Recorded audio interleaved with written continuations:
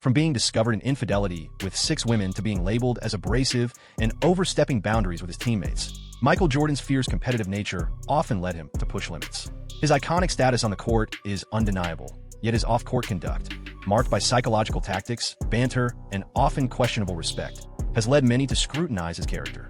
In today's video, we'll delve into 15 instances where Michael Jordan crossed acceptable lines, showcasing a facet of the NBA legend that was as formidable as it was divisive.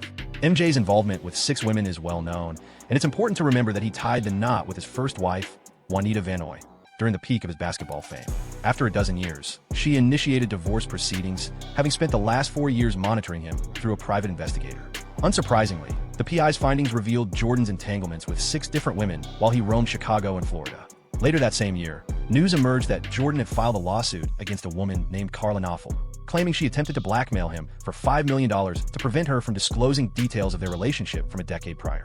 The court papers indicated that Jordan confessed to the affair and discreetly paid her $250,000 to ensure her silence. But her greed prompted her to seek even more funds from him.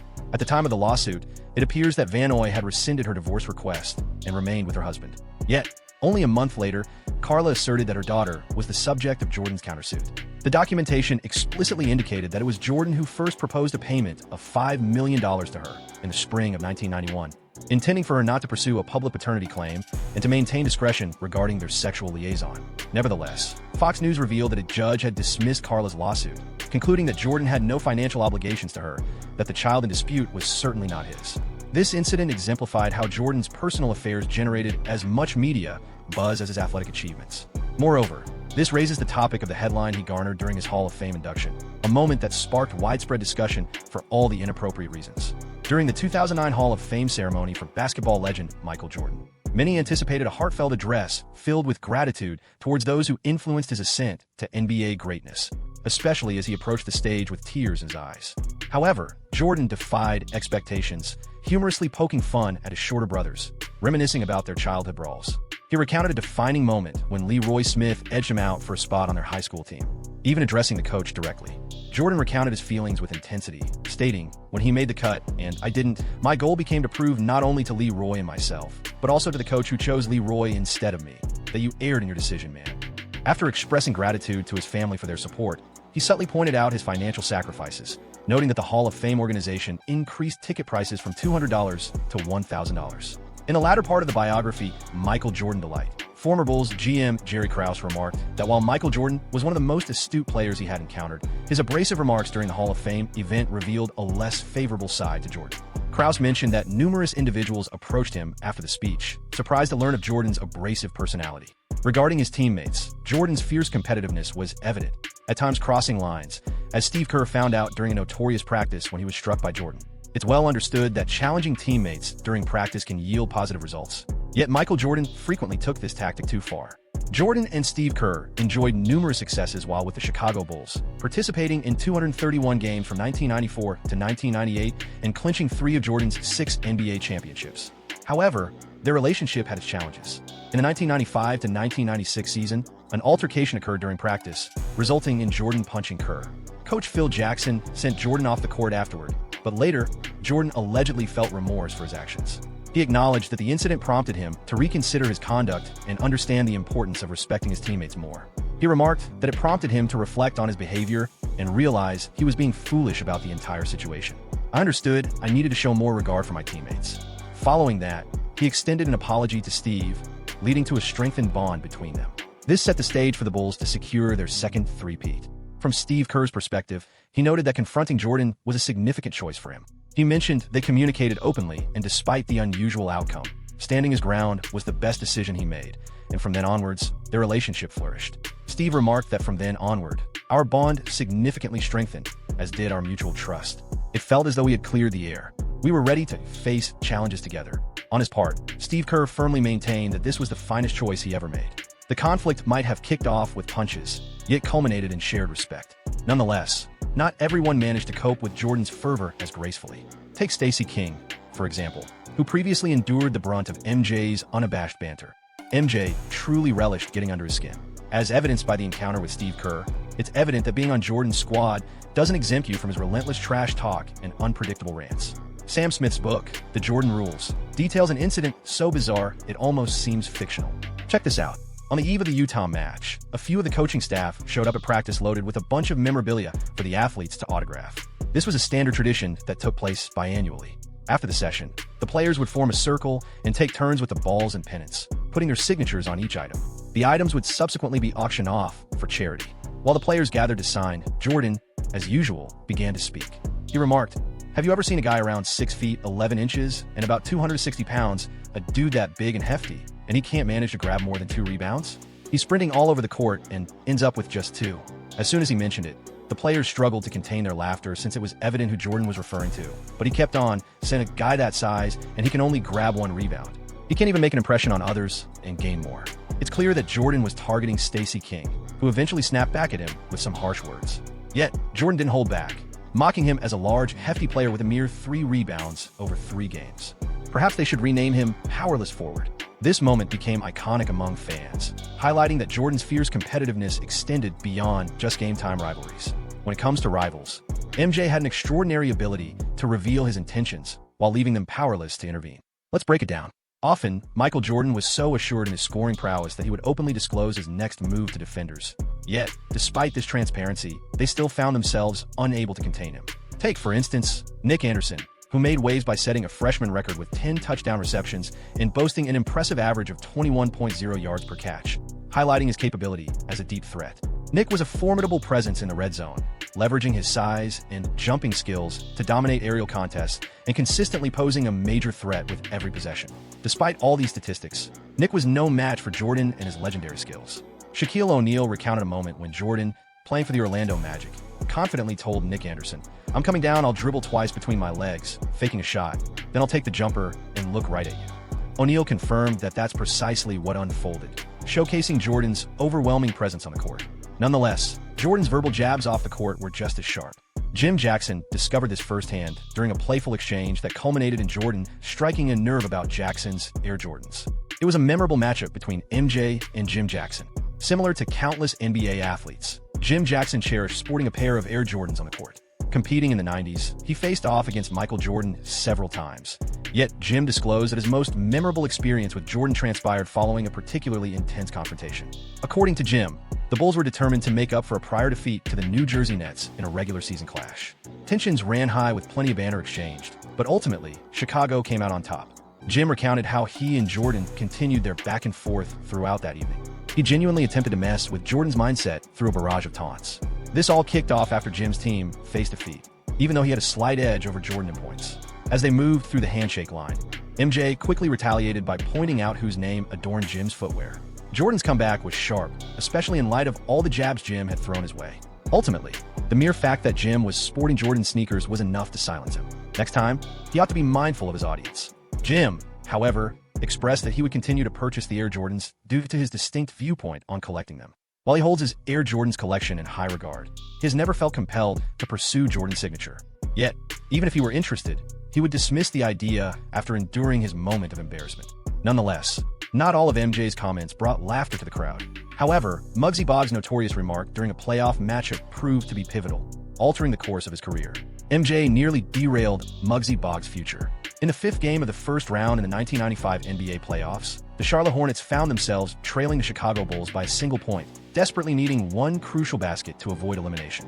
It was then that Muggsy Bogues seized the ball in this critical moment, with Michael Jordan on defense.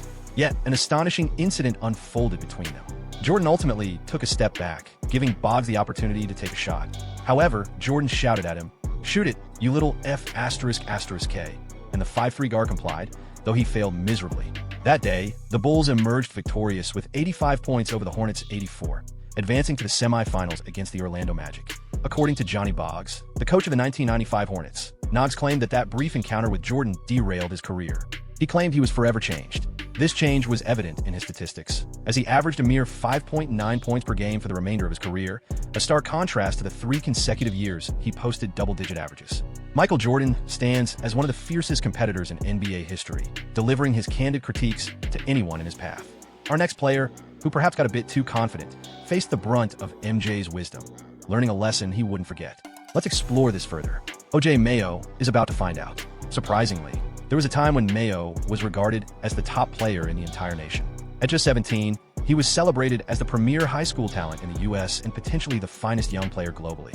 He generated more excitement than any prospect since Carmelo Anthony and LeBron James, drawing crowds of roughly 16,000 fans to his high school matches. Once, there's a tale about when Mayo went to Michael Jordan's flight camp at USBC in 2006, having earned the title of top player in his class. He began to boast, taunting everyone, including Jordan directly. He declared to Jordan, "You can't defend me. You're not up to this." It's important to note that this was their first encounter, and rather than flattering the basketball legend, Mayo's ego took charge. Jordan, surrounded by his campers, mentioned that he couldn't fully showcase his skills. He halted the camp activities, ushered the kids to their beds, and they came back to continue their game. Jordan aligned himself with the opposing team against Mayo in a 5-on-5 matchup. That was the moment Mayo began to boast that Jordan couldn't defend him. Eventually, Jordan walked away, asserting, "You might be the finest player in high school, but I'm the top player globally." This turned into a lesson from Mayo, who, since that day, supposedly never secured another victory. Jordan would eventually affirm that he taught Mayo a lesson at one of his camps, stating to reporters that the accounts were not mere hearsay, but factual. Mayo later conceded that he had indeed been outplayed by Michael Jordan, narrating his own take on the event. And if you think that's wild, just wait to see who else Jordan is eyeing. Even President Bill Clinton is not above being challenged. Known for his passion for golf and his trademark banter, Michael Jordan continues to leave his mark. Conversely, Bill Clinton is an avid golfer and enjoys some playful banter. So when this pair took to the golf course together, it was quite the spectacle. According to the Wall Street Journal, cited by CBS Sports' Ion Basketball Club, Jordan spent the whole round giving the former president a tough time. At one moment, Jordan dared Clinton to shoot under 100, the typical number of strokes for an amateur, to finish an 18-hole game. To put it in perspective, breaking 100 is a common target for casual golfers, while more proficient players aim for scores between 80 and 90. Clinton took on the challenge with ease, but that was merely the start of Jordan's antics. Jordan raised the stakes, coaxing the former president to leave behind the beginner-friendly white tees for the more challenging championship tees, jokingly remarking that he'd be playing from the little girl's tee. However, Clinton remained unfazed. He switched tees and still managed to score below 100, demonstrating his ability to handle both pressure and Jordan's relentless ribbing. It's no wonder that Clinton elevated his performance, as Jordan has a knack for pushing individuals to excel, whether they're NBA stars, cartoon characters from Space Jam, or even a past U.S. leader. Are you aware of another individual who fell prey to Jordan's dominance? The case of Steve Smith. Besides Muggsy Bogues, Michael Jordan possessed an astonishing ability to unsettle his rivals, both psychologically and physically. Former NBA player Steve Smith reminisced about a specific bewildering moment he faced Jordan that became a true showcase of psychological warfare. As Smith recounted, there was an instance when he began to count backwards. He mentioned a number close to 38, and it didn't make sense to me. After that, he said 36, and I thought, hold on, he's counting down, and when he reaches 0, he's got 40. At that moment, Smith was understandably confused. The initial question here was, why was Jordan doing countdown? It was only when the final buzzer sounded that the truth became clear. Jordan effortlessly forecast and then delivered a 40-point game. For him, it was yet another demonstration of his greatness. But for Smith, it was a crucial learning experience about how Michael Jordan could mess with your mind during a match.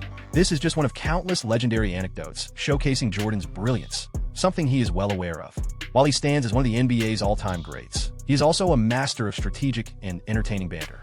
Although the scenario might elicit a chuckle, you can picture Smith's bewilderment, perhaps tinged with some irritation throughout the game. Smith, much like many before him, had the unique opportunity to compete against Jordan at his peak. Being on the same floor as a sports icon is undeniably a privilege. Yet, confronting Jordan frequently resulted in becoming just another name on his impressive list of victories. In the realm of legendary anecdotes, another unforgettable moment centers on Jordan's famed pre-game routine, where he would light a cigar to signal his impending triumph even before the match commenced, setting the stage for victory with a preemptive cigar. Before major games, Michael Jordan would light a cigar. This was his way of unwinding and signaling his confidence to those nearby. He conveyed that winning was a given. Chris Webber, a former NBA star, recounted an unforgettable incident about this during the 1997 playoffs. The Washington Bullets had suffered 2 narrow losses to Jordan's Chicago Bulls. When they showed up for the third game, an unforgettable scene awaited them. Webber recalled, "I can still picture it clearly. Jordan was perched on his Ferrari with Scottie Pippen by his side, a lit cigar in hand. As we exited the bus, we had to walk past them with that cigar smoke in the air. Talk about showing off. Forget about Phil Jackson. Michael Jordan is lurking in the shadows, enjoying a cigar before the game kicks off, signaling he's the ace up our sleeve right from the start." This wasn't the first occasion Jordan relied on cigars to unsettle his foes. His ritual of puffing on cigars became a signature part of his pre-game routine, symbolizing his readiness to dominate. At one point, he was seen in the Bullets locker room ahead of Game 3 at the U.S. Airways Center in Landover. He casually swung a baseball bat while smoking a cigar and discussing the playoffs' intensity. With the Chicago Bulls leading the series 2-0 and eyeing a potential win, Jordan exuded confidence about his team, finishing it off that evening. So sure of himself, he strolled into the locker room with a lit cigar, a victory cigar, no less, and boldly asked, "Who's going to stop me tonight?" Ultimately, the Bulls edged out Washington with a score of 96-95. Even in relaxed moments, Jordan had a knack for making a memorable impression on his rivals. Consider the clever repartees shared between Michael Jordan and Charles Barkley throughout their iconic rivalry. Jordan versus Barkley. The two had a talent for light-hearted teasing, transforming their famous competition into a source of amusement for fans.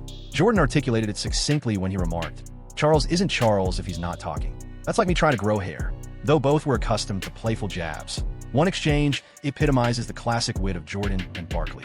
Barkley recounted, "I once passed him and said, 'You're ancient, just 2 days older than me.' Yet Jordan countered with a quick remark, claiming Barkley had no shot that day and would never either." This kind of clever back and forth is a hallmark of their dynamic. And truthfully, Jordan's argument held weight. During Jordan's heyday, Barkley, like countless others in the league, frequently felt as if he were trailing behind the basketball legend. But really, who wasn't?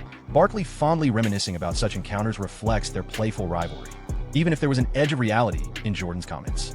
However, as time passed, their camaraderie encountered some turbulence.